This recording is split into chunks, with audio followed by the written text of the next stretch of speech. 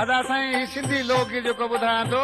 सो सेठ नेणूमल जे नाले जो आहे सलाम कोटवाल जो ऐं दोस्तनि जी फरमाइश जे ही नाला आहिनि।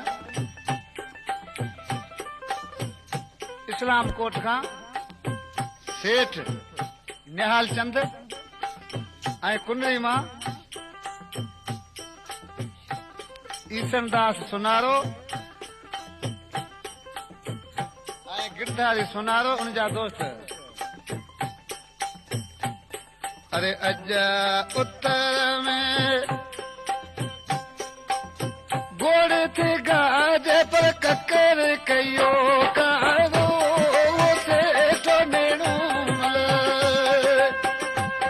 ए सरग वञण ला तो सिखो कयो सायो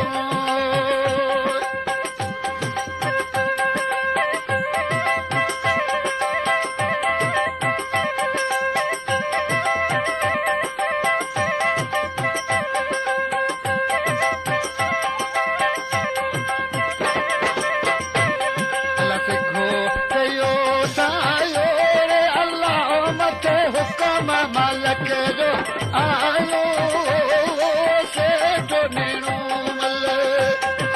सरगो वञण लाइ सिखो कयो सायो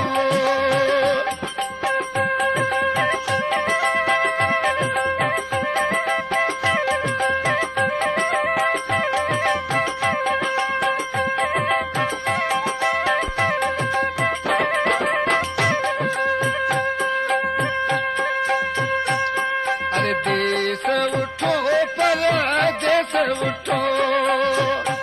अल्लाह उठो सलाम कोट सायो से जो नेणूमल अल्लाह सरगो वञण ला तो सिखो कयो सायो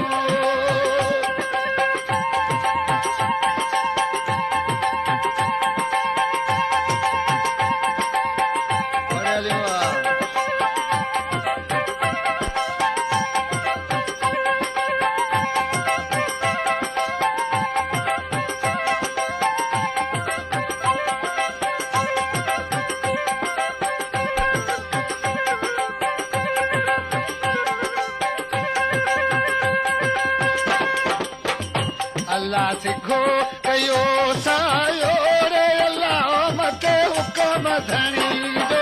आयो से तो नेणूमल अल्लाह सरग वञण जो सिखो कयो सायो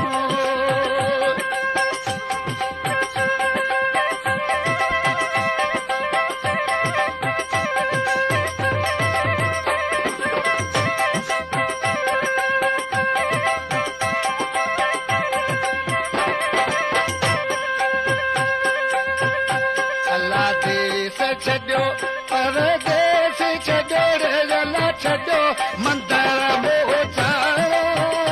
अल्लाह से तो नेणूमल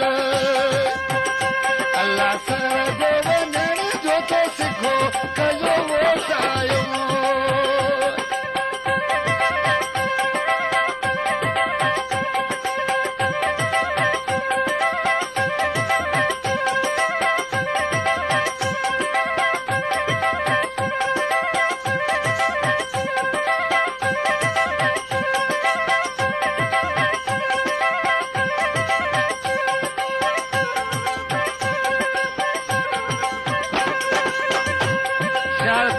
फरमाशा विसन दास सुनारे जी ऐं बसरमल जी सिखो कयो सायो रे अल्लाह मथे हुकम मालिक जो आयो अल्लाह से तो नेणूमल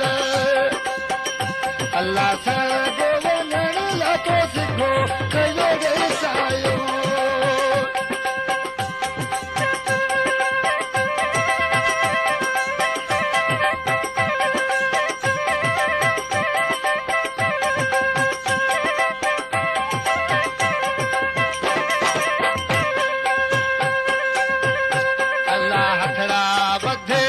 अज अर्ज करे पैदा मिसरी मलंग गुन गायो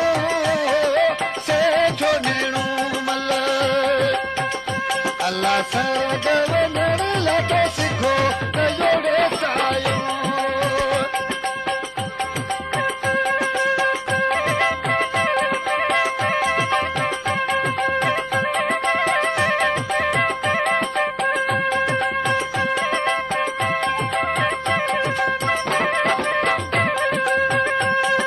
सिखो कयो सायो रे अल्लाह मथे हुकम मालक जो आयो अल्लाह सेठो नेणू मल सरग वञण लाइ सिखो